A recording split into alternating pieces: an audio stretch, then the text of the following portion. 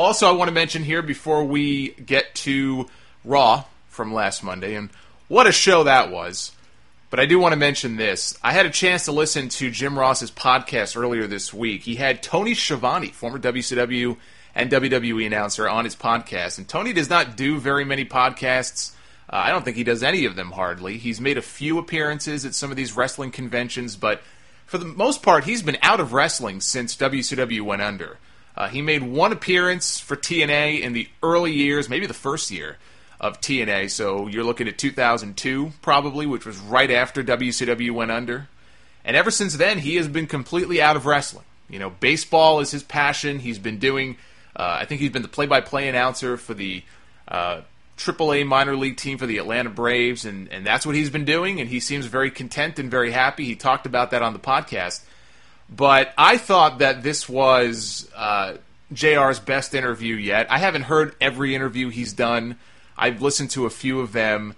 But I just think one of the knocks on JR, and I would have to agree, was, you know, the constant interruptions when he would be interviewing somebody and he would interject far too much and then he would wax eloquently and go off on a tangent. Meanwhile, the guest is kind of just sitting there on the line. He interviewed Sting last month, and I listened to it, and it was a good interview, but it was also very frustrating to listen to. It just was driving me nuts with some of his interviews. But this was a really fun discussion. There was none of that. There were few, if any, interruptions. It was just a nice conversation between two old friends back and forth, talking about their days in Crockett, the rotating band of merry men that they brought in to run WCW, Jim Herd, Kip Fry, Bill Watts, Eric Bischoff.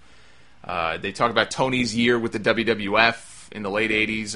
I think it went from 89 into 1990, and that's when he left. It was just 1 year that he had there, but they talked about that 1 year, why he feels it was the best year of his career, which surprised me when I heard him say that, why he left, and what Vince McMahon's assistant told him when he immediately tried to get his job back, which obviously didn't happen.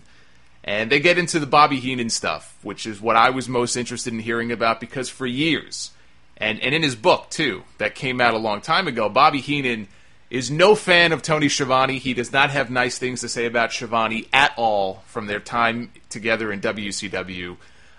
Bobby would used to do interviews for radio shows, podcasts, and stuff like that, and every time the subject of Tony Schiavone would come up, he would pause and I guess, walk into his bathroom, and he would flush the toilet, which tells you what he thinks of Tony Schiavone, or at least back then, what he thought of Tony Schiavone.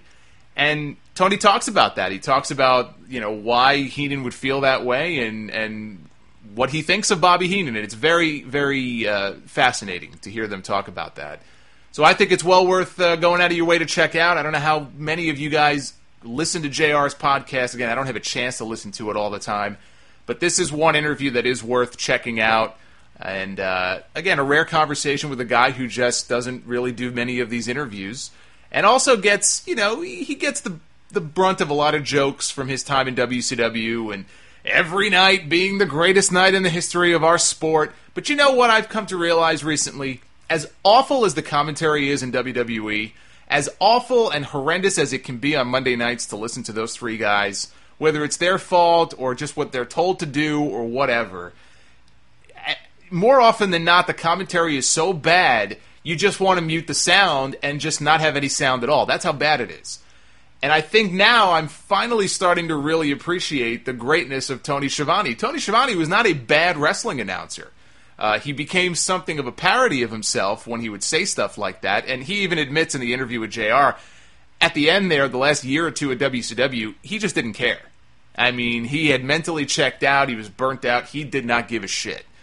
But I think he's underrated as an announcer, and I think all these years later in 2014, as bad as the announcing can be, it makes me appreciate a guy like him even more and long for the days when we had guys like Tony Schiavone on commentary doing play-by-play who actually could make a match or could make a show feel special.